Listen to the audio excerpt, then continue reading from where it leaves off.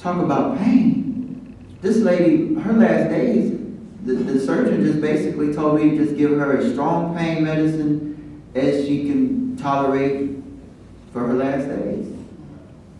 That's God, everybody. That's God. Everybody get checked out. Now, to reflect back to the kids to close out. For the kids, had a lady come see me recently, and she pulled me in the hall and said, Dr. Quinn, I want you to talk to my baby. Tell my baby that she get ready to go to Jackson State, and she don't need to get into sorority stuff, and she don't need to try to work. She just needs to do her school so she can be a doctor just like you. I said, ma'am, it's not it. So I asked the child, I said, can I bring your mom in the room and talk to you? We're going to talk in private, but I want the mom in too so I can talk to the mom. I told the mom a story about when I went to apply for medical school. Okay? Now don't get me wrong, I had a 3.6 GPA. Alright? You can't even get an interview without the right grades. Okay? But the deal is, I sat in front of my first guy that interviewed, and he flipped through my book. He looked up at me. He said, NRD 858. What is that, right? What is that? That's automatic admission to medical school. Alright? Parents, in this world, it's not always what you know, but it's who you know. And in the African American community, unfortunately, most doctors, lawyers, professors, administrative superintendents, and whatnot are first generation. Now these Caucasians and all these other people, they got the uncle who is the chairman of this, and the cousin and the dad. And the dad put in, $1 million, and my dad sells cars. Okay?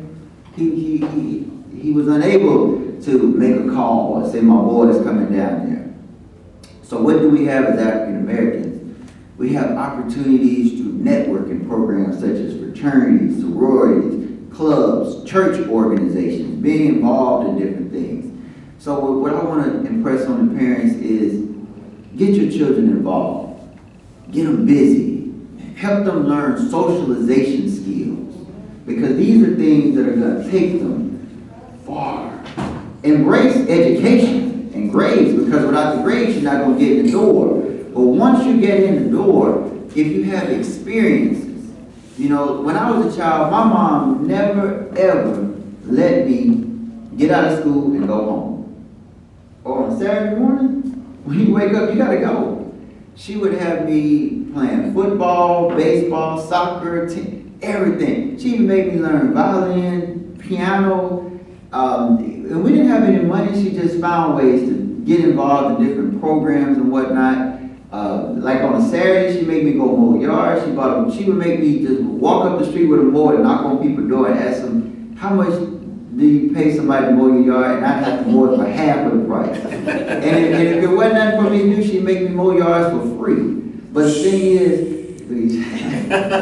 the thing is, she wanted to teach me that you need to be busy and active in doing something. So that way when you get to college and you go to your class, first of all, when you go to college, nobody's going to make you go to class. If you decide you don't want to go to class, you can stay at home, they don't care. Mm-hmm. But what's going to happen is you're not going to make good grades, and then you're not going to go to the interview for the med school or whatever you want to be.